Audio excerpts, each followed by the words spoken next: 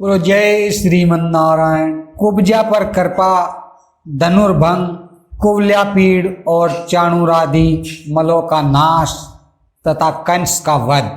श्री पाराशर जी कहते हैं कि उसके उपरांत श्री कृष्णचंद्र ने राजमार्ग में एक नव यौवना कुब्जा स्त्री को अनुलेपन का पात्र लिए आती देखा। तब श्री कृष्ण ने उससे विलास पूर्वक कहा, अरे कमल लोचने, तू सच सच बता, यह अनुलेपन किसके लिए ले जा रही है। भगवान कृष्ण के कामुक पुरुष की भांति इस प्रकार पूछने पर अनुरागिणी कुब्जा ने उनके दर्शन से हठात आकर्षित चित्त हो अति ललित भाव से इस प्रकार कहा, हे कांत, क्या आप मुझे नहीं जानते? मैं अनेक वक्रा नाम से विख्यात हूँ। राजा कंस ने मुझे अनुलेपन कार्य में नियुक्त किया है। राजा कंस को मेरे अतिरिक्त और किसी का पिसा हुआ उबटन पसंद नहीं है, अतः मैं उनकी अत्यंत कृपा पात्री हूँ। श्री कृष्ण जी बोले, हे सुमुखी, यह सुंदर सुगंध में अनुलेपन तो राजा के ही योग्य है। हमारे शरीर के योग्य भी कोई अनुलेपन हो तो दो। यह सुनकर कुब्जा ने कहा, लीजिए, और फिर उन दोनों को आदर पूर्वक उनके शरीर योग्य चंदन आदि दिए। उस समय वे दोनों पुरुष श्रेष्ठ कपोल आदि अंगों में पत्र रचना विधि से यथावत अनुलेप्त होकर इंद्रधनुष युक्त श्याम और श्वेत मेघ के समान सुशोभित हुए। तत्पश्चात उल्कापन सीधे करने की विधि के जानने वाले भगवान कृष्णचंद्र ने उसकी ठोड़ी में अपनी आगे की 2 उंगलियां लगाए उसे उचकाकर हिलाया तथा उसके पैर अपने पैरों से दबा लिए।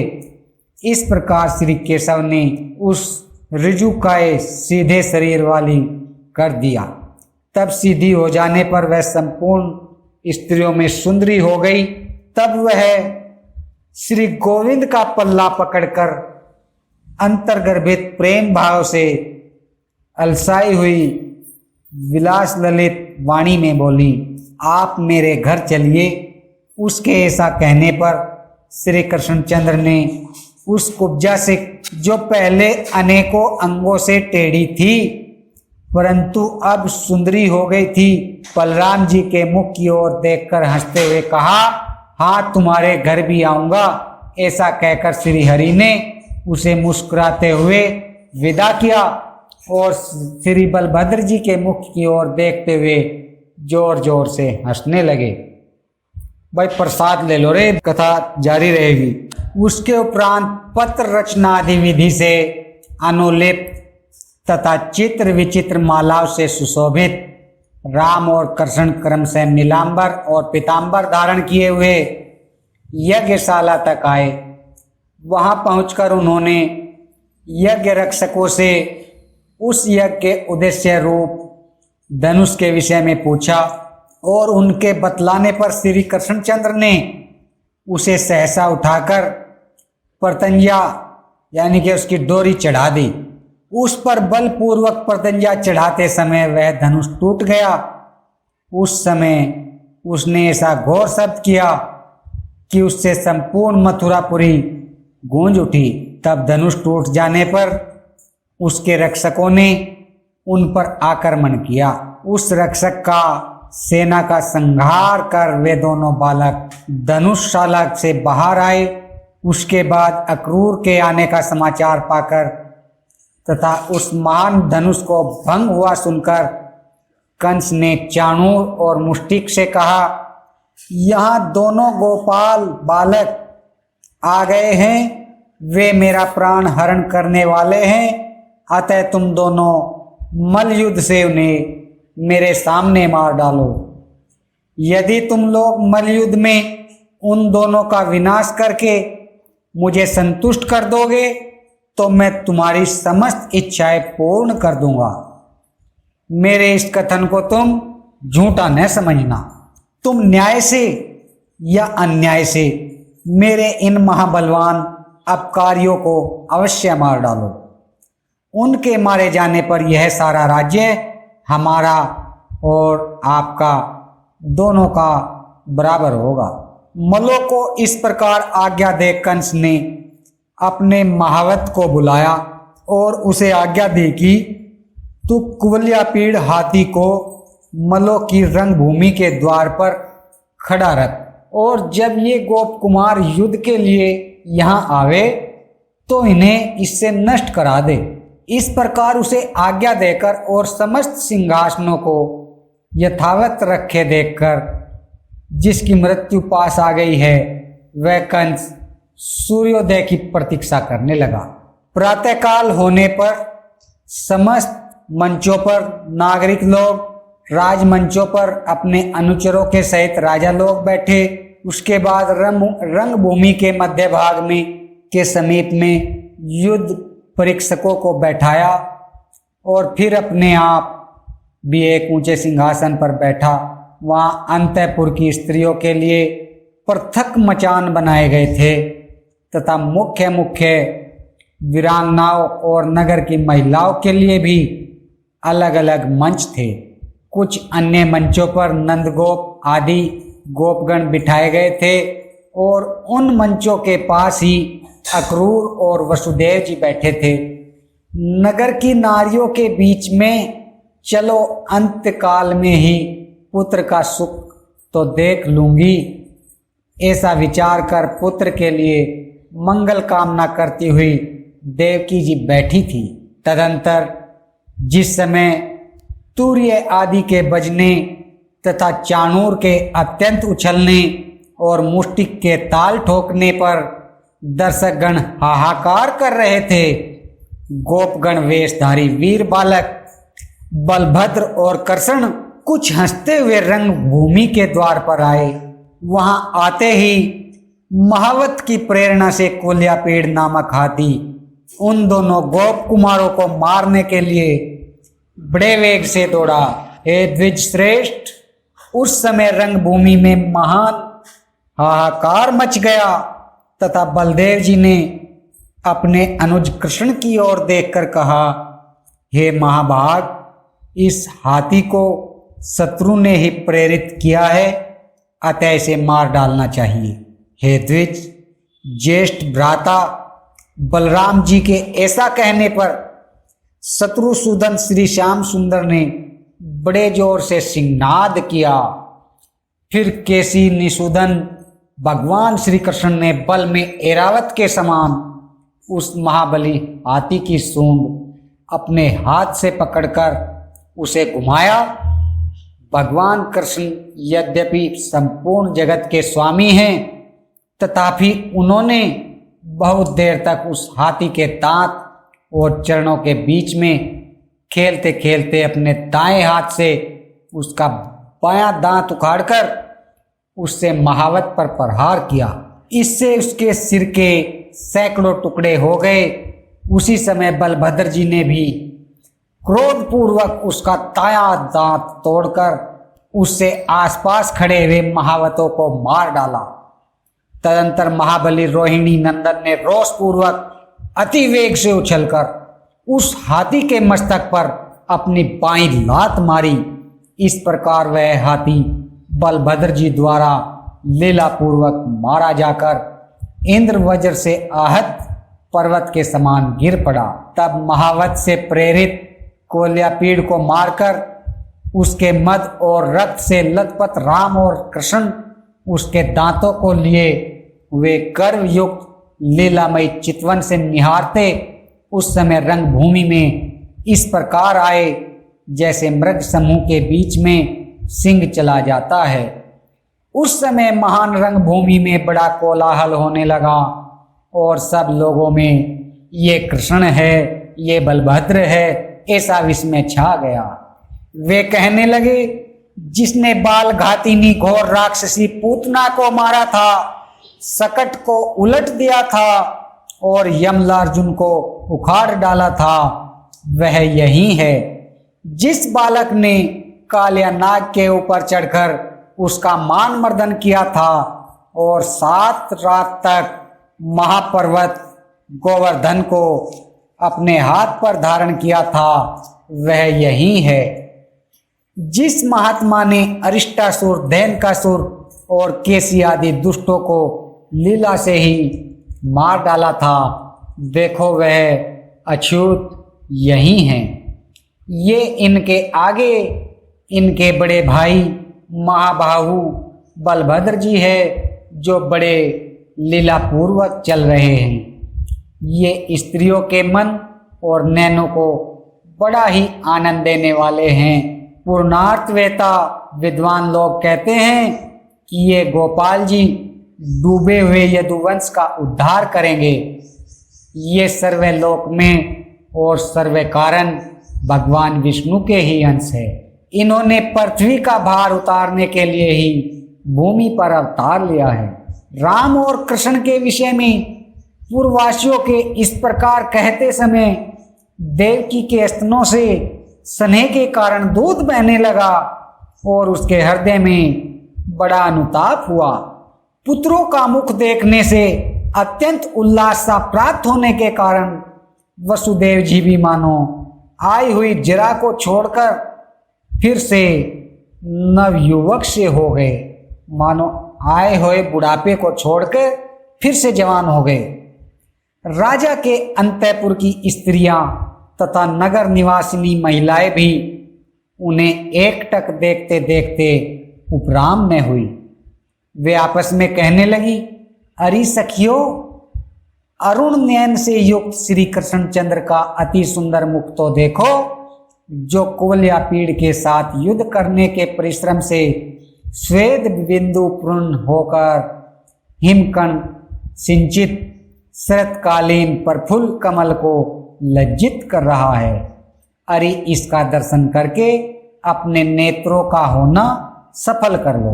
तब एक स्त्री कहती है, हे भामिनी, इस बालक का यह लक्ष्मी आदि का आश्रयभूत श्री वत्सांक युक्त वक्ष स्थल तथा शत्रुओं को पराजित करने वाली इसकी दोनों भुजाओं तो देखो।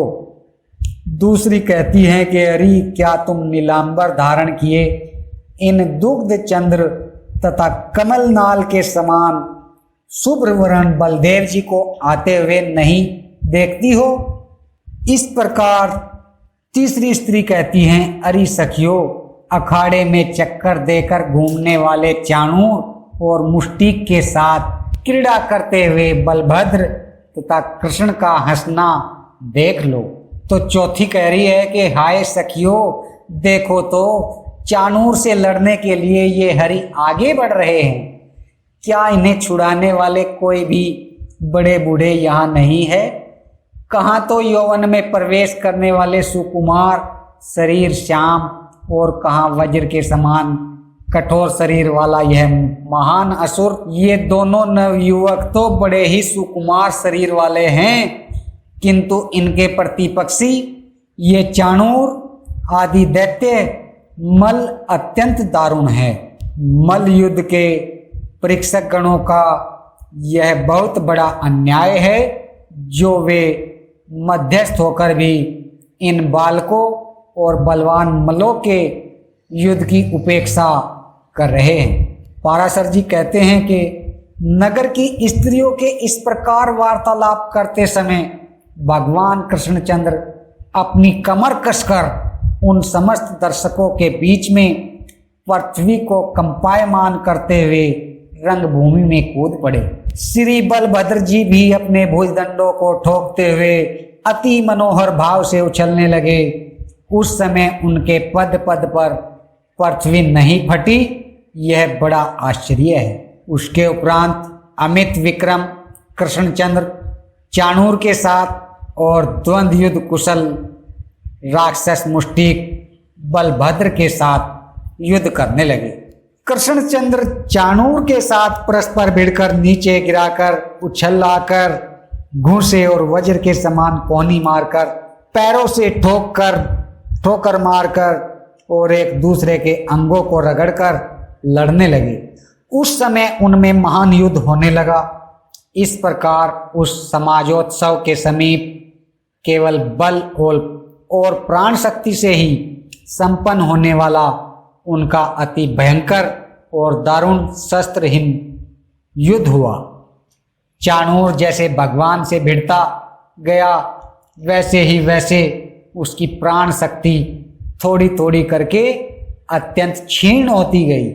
जगन में भगवान श्री कृष्ण भी श्रम और कोप के कारण अपने पुष्प में शिरोभूषणों में लगे हुए केसर को हिलाने वाले उस चाणूर से लीलापूर्वक लड़ने लगे।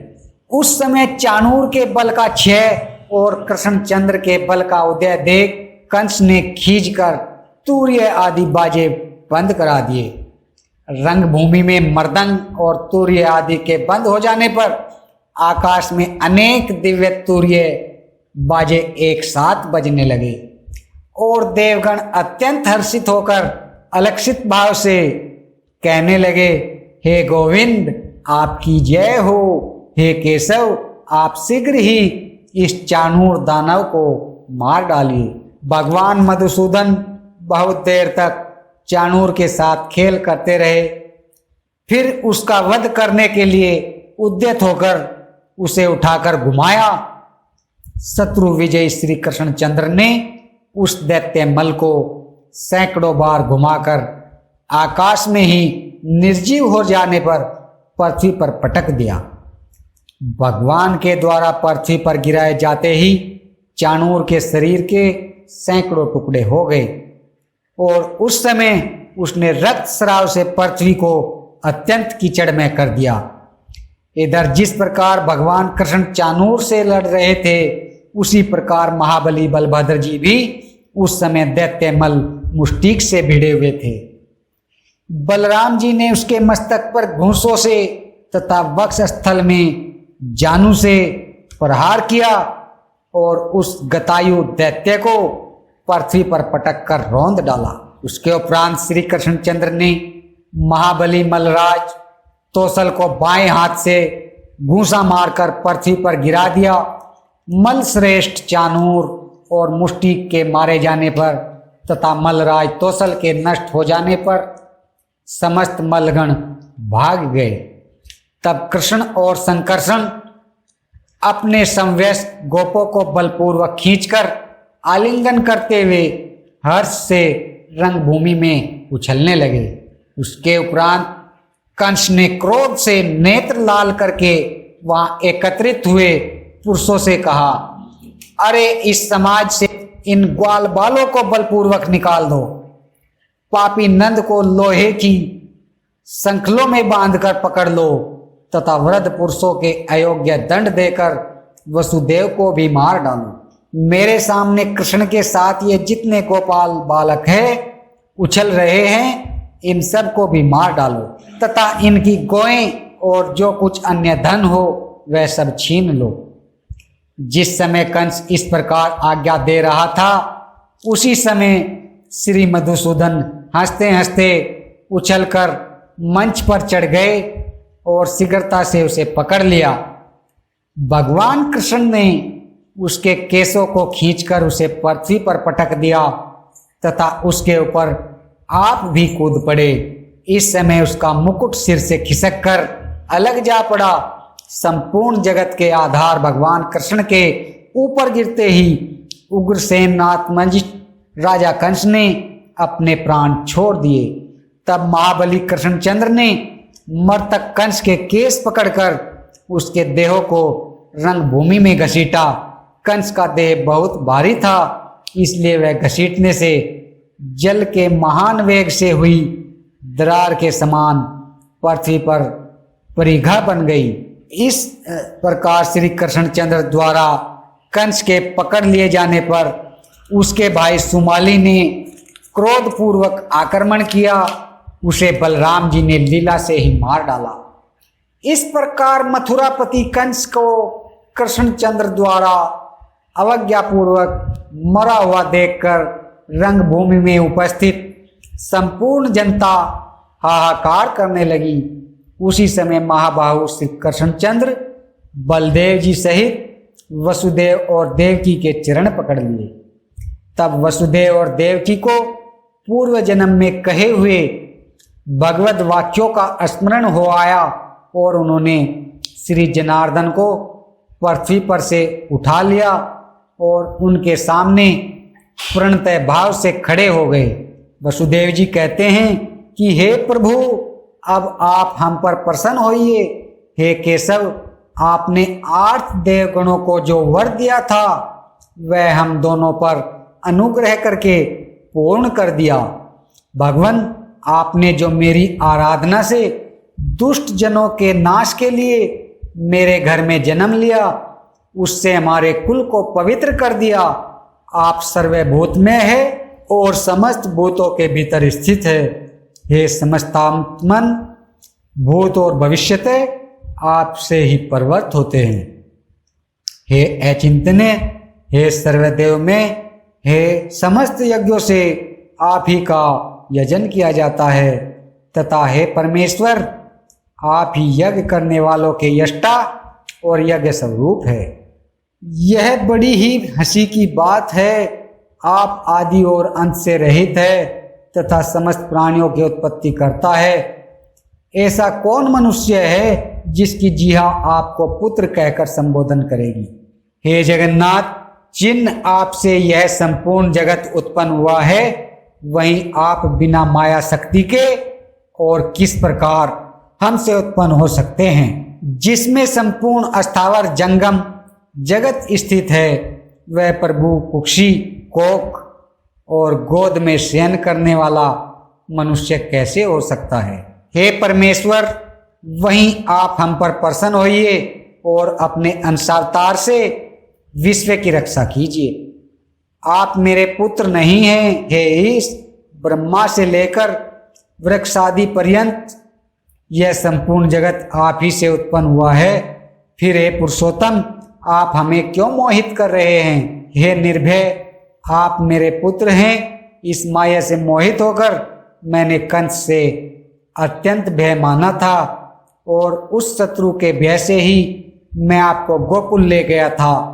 हे ईश, आप वहीं रहकर इतने बड़े हुए हैं, इसलिए अब आप में मेरी ममता नहीं रही।